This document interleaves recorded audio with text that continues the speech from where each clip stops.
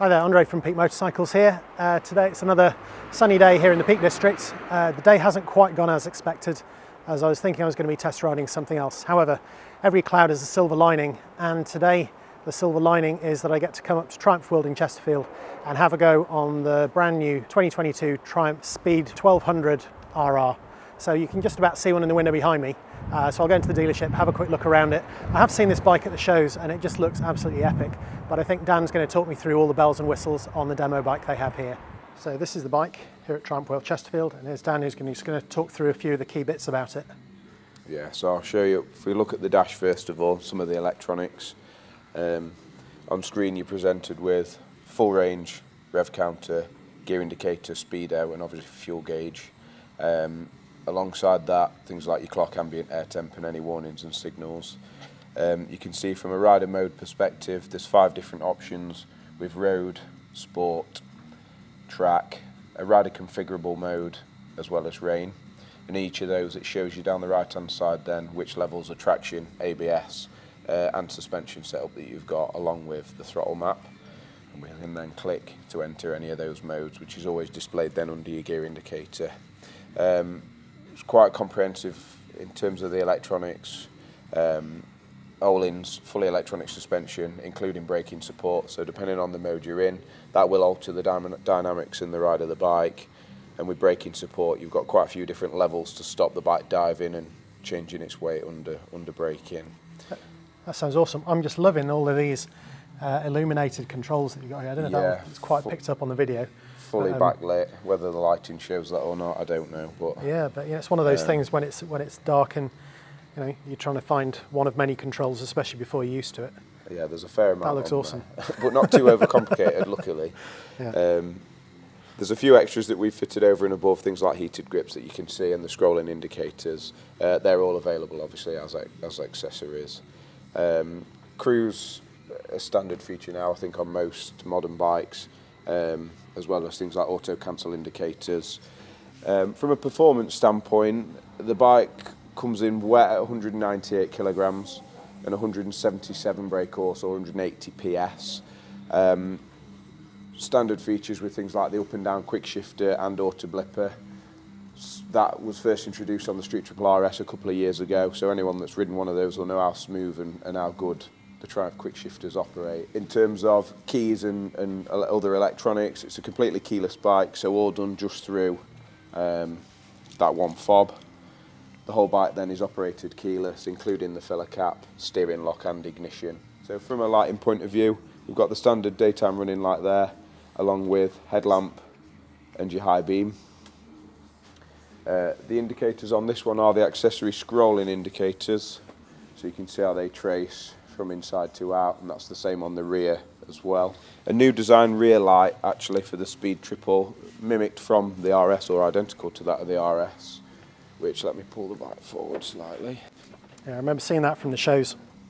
Yeah, it's a really good looking light unit with that sort of V traced through the middle. Well, that all sounds remarkable. I just can't wait to go and have a go. So yeah, I'll go and do that. Let you have a blast. Right then, so here we go. It's great English weather for the 1st of April. It was blue skies a minute ago and now it's just started raining. I'm hoping it's not actually going to start sleeting or snowing. We did have some snow overnight, as you might have seen on the Instagram account. But yeah, it's really looking forward to taking this bike out for a ride. I'll try and pretend that the tyres are on it are ideally suited to these conditions. Here we go. So after seeing way too much bike and not enough sky on my R7 video, I'm trying something a little bit different now. I've actually got the GoPro mounted upside down on the chin mount, so yeah, let's see how well this goes. And there we go. So you get a lovely little graphic on that amazing colour screen, and then I think it should be good to go. So stand up, clutch in,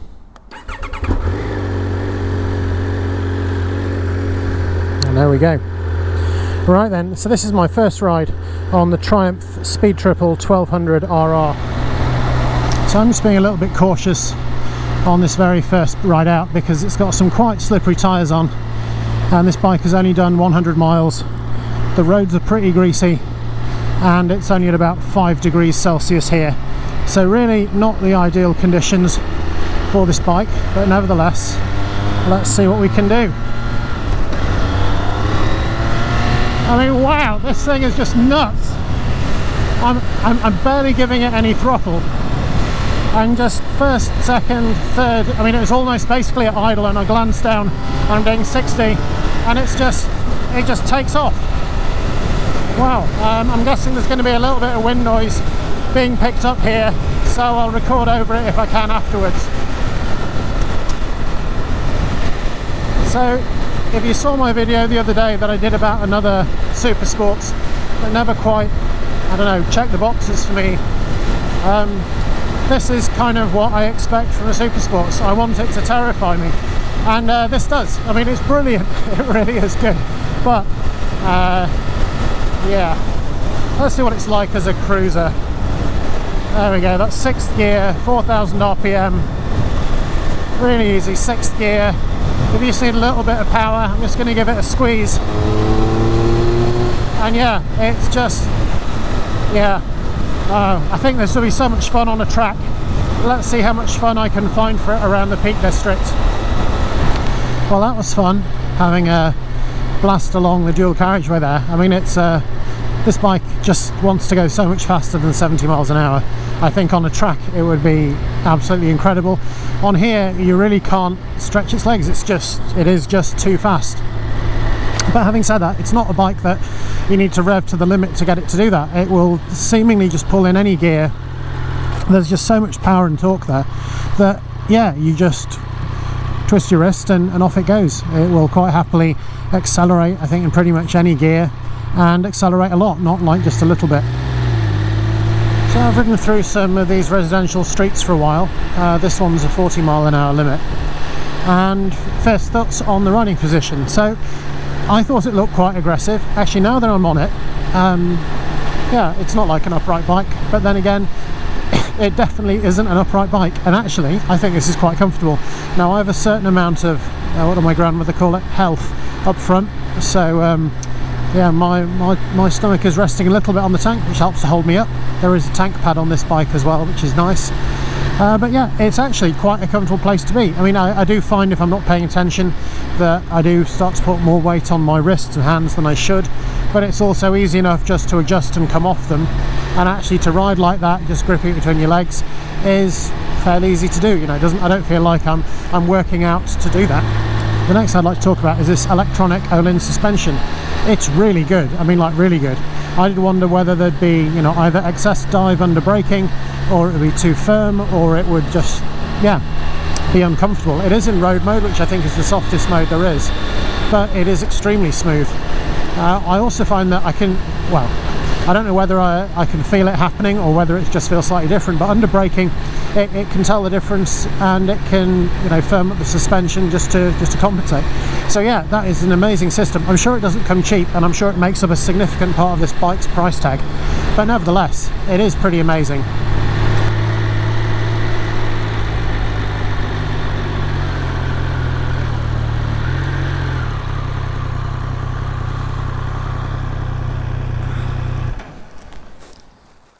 So first up, this bike is pretty much stock, other than the bits that Dan mentioned, but even to look at things like, you know, those wheels are something else. Yeah, the stock exhaust is nothing to write home about, but you know what, all the little bits and pieces on it, even that mounting bracket and those rear foot peg hangers, all look pretty nice. You know, you look at the rear sets that are on there, that's all, yeah, just really, really nicely designed. And I know that Triumph are great at this, so this really should be no surprise. It's that big 1200 triple that's also in the triple RS. And then when you come around the front, you can just see there's just carbon fibre everywhere on this bike. I particularly like the fairing. It's kind of modern, but also, you know, some classic lines about it. I like how far in at the side it's cut just there. And then you've got these amazing Brembo brakes at the front, give you immense stopping power, and that coupled together with these Olin's electronic forks and suspension, you can see in here, and also the Olin's electronic suspension in there. Now I think that's probably one of the biggest differences between the Speed 1200 RS. But yeah, just to look at everything that's on here, it looks like it's just been really, really well thought out. Something that a lot of manufacturers really neglect is the number plate hanger. Now I know it has to be this long for legal reasons, but actually they've made a pretty good job of that. You know, just to see that these are the different These are the different indicators, but even the stock LEDs that come on it look pretty good. But yeah, just this tailpiece, and I think that's all metal all along the top. Just looks really, really nice, and it doesn't detract from that rather striking looking back end. The seat is very comfortable. I haven't said anything about it when riding so far, which I think is only a good thing. I think when you think about the seat when you're riding a bike like this, then something's gone a bit wrong. Let me try and find something that I don't like. Well, nothing really. I've had to be critical. That screen is tiny, especially for bimbling about like me. I'm sure if you're lying on the tank, that is directing air over your head. But actually I found that sitting in a comfortable position, that it was a little bit low. But yeah, it really is a beautifully made motorcycle. I absolutely love it. They don't come cheap. Nothing that is machined and produced in this way is ever going to be a bargain. I think they're about £18,000 here in the UK, which is not change for a bike. But when it's as good as this, and the engineering that's gone into it is what it is, you can certainly see where at least some of that money has gone. And yeah, I love it. I really do. I think that is a piece of engineering. I really didn't know if this was going to be my sort of bike, but I'm kind of surprised that it is. Right then, that's enough of me talking about this bike. I need to go and find some country lanes. Here we go.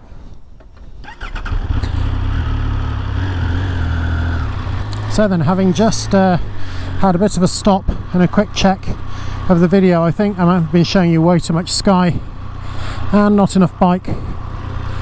So for this next section, I will try and do the opposite. So hopefully now you can see a little bit more of the bike and what it's doing. This is a residential area. I'm doing just over 2,500 revs at 30 miles an hour, and the bike it feels like it's sleeping. I don't think this actually counts as riding, but I'll be on a faster road with some proper twisties in a few minutes, so then I think I'll hopefully get a bit more out of it. So that quick shifter is just sublime. You don't need to be wringing its neck. You can just give it a few revs, first, second and third, and it just clicks up through them really, really, really smoothly. The engine as well, I know all of these Triumph triples are very smooth, but yeah, this one is, I'm used to the very smooth 4 in my CB1000R, and this is right up there. That is no small achievement that Triumph have done out of this 1200cc triple.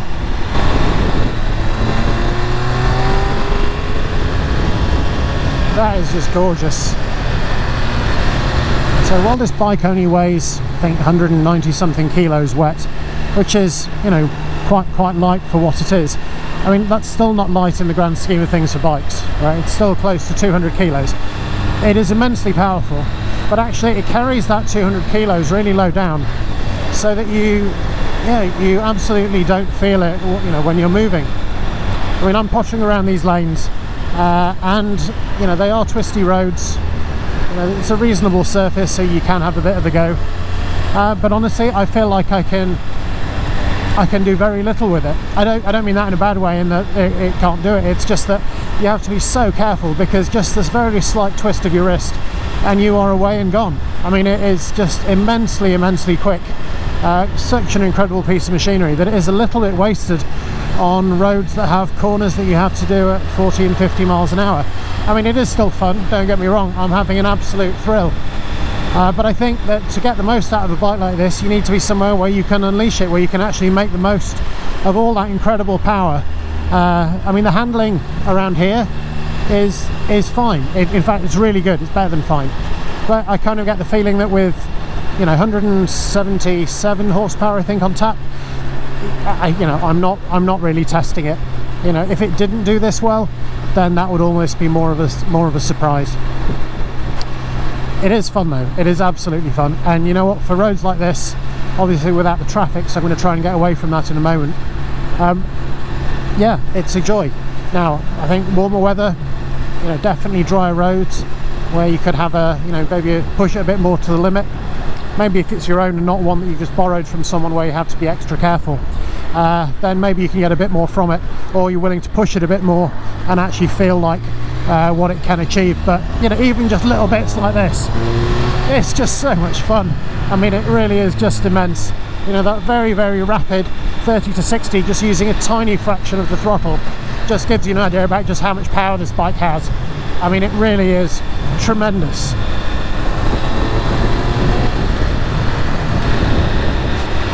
Maybe some of the rest of this video will just be a few short clips of me giving it the beans and trying not to giggle too much. I know that sounds ridiculous, you know, people don't come here to watch me having fun. Quite the opposite normally, but yeah, this speed triple 1200 RR is just immense, and just that little growl you get from the exhaust when you just give it a few beans is pretty amazing. You know, a lot of things with bikes like this, it isn't just how fast they go, how much they weigh, what they look like, it's how they make you feel.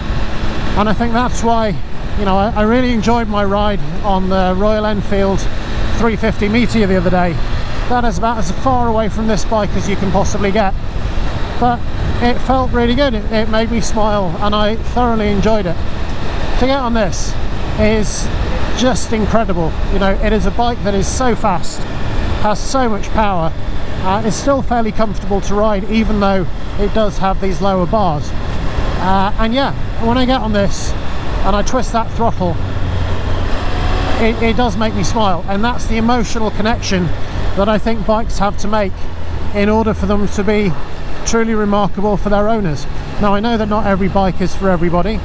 This bike certainly won't be for everybody. I think everything other than the price, I would definitely have one. You know, if one of these was 14-15 grand, I'd be taking it back now and putting down my deposit.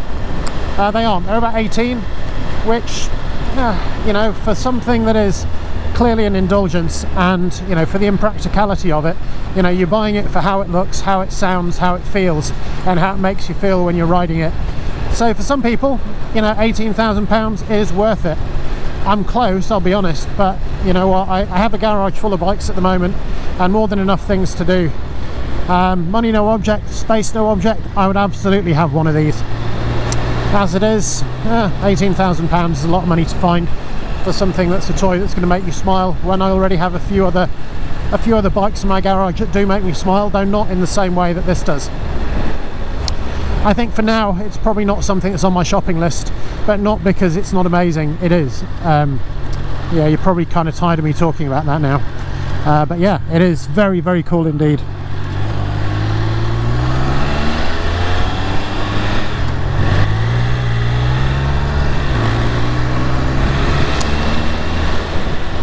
So down here on the left is where I would normally go to go back to the dealership, but it's closed and they're taking me around a diversion. But you know what, I'm going to have a bit of a run down to Baslow and back round the back and into Chesterfield. This bike is that good, but then I'm more than happy just to spend a little bit longer riding it around these lanes in the Peak District.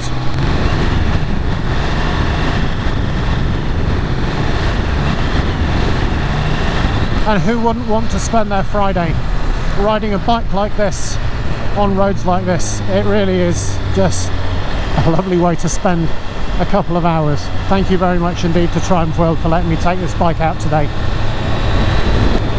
So it's just about now that my hands are getting a little cold, so I did just have a quick glance down, and even though the heated grip button is very small and I'm wearing some quite big gloves, it was very easy just to click that on.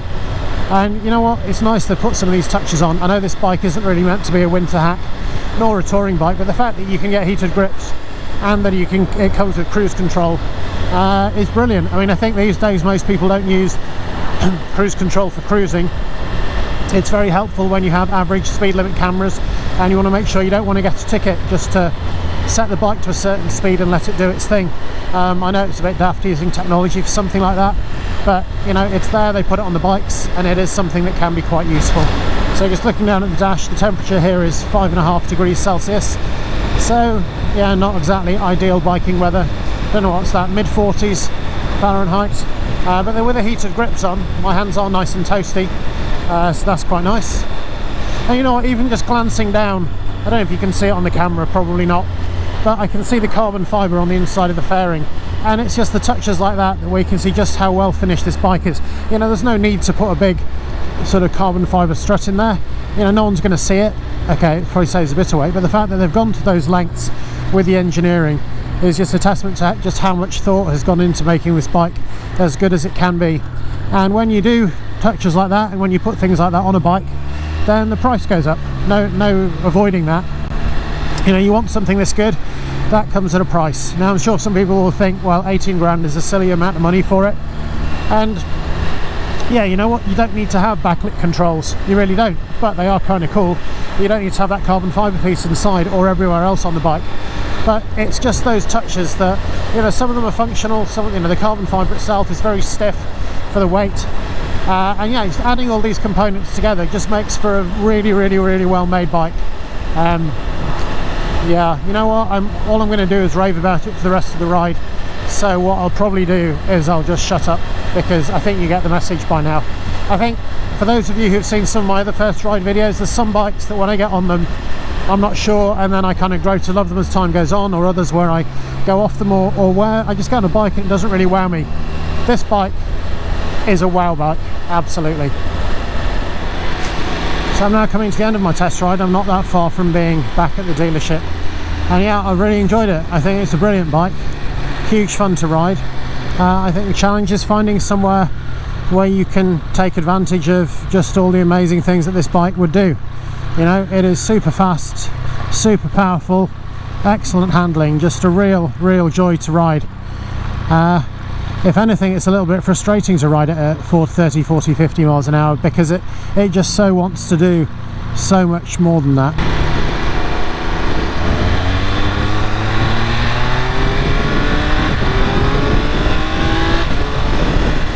I mean, you know, just even for that very brief moment of acceleration, it wasn't even stretched, you know.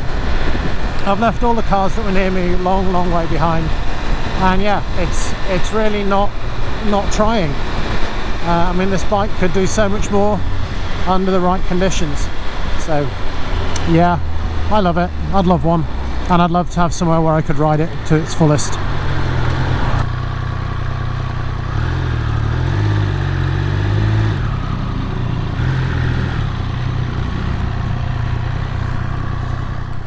And that, my friends, is that is just a fabulous piece of engineering. So that's it, that's me done. That's my video about the new 2022 Triumph Speed Triple 1200 RR. It's been a fantastic afternoon. I've absolutely loved it. The bike itself really is a piece of work. The engine is incredible. It's very smooth, it's very fast, very powerful. You can ride it slow, you can ride it as fast as you like, really. The electronics work really seamlessly. The suspension in particular is just amazing. The brakes are strong, the riding position is good. Yeah, I loved it. I think it's one of the best bikes I've ever ridden. I do have two problems with it. One is that the screen is a little bit low. I mean, you know, talk about picking small things. The other is I don't know where I'd ride it. So in the Peak District, for me, it's just, you know, 50-mile-an-hour roads, a bike like that, less than 200 kilos wet, and with 177 horsepower, you know, you just can't use it. You know, you'd run out of gears in first. You'd run out of power so quickly, and yeah, maybe you could have a go at just seeing what the bike can really do, but unless you've got a long, straight, open bit of road, you're going to run out of road really quickly. So yeah, that's it really. I hope that's been an interesting insight into what the bike is. If sports bikes are your things and going fast is your thing, you should so try one of these bikes, because it really is something incredible. If you really want to see the engineering and just what can be done, again, I think it's a really nice piece of work. So yeah, I don't think I'll be having one in my garage unless the Peak District roads improve a lot and raise the speed limits in the near future. But a really fun bike to ride, and a really fabulous way to spend an afternoon. So I hope this has been interesting and useful, and if it has, maybe I'll see you on the next one. Thanks for watching.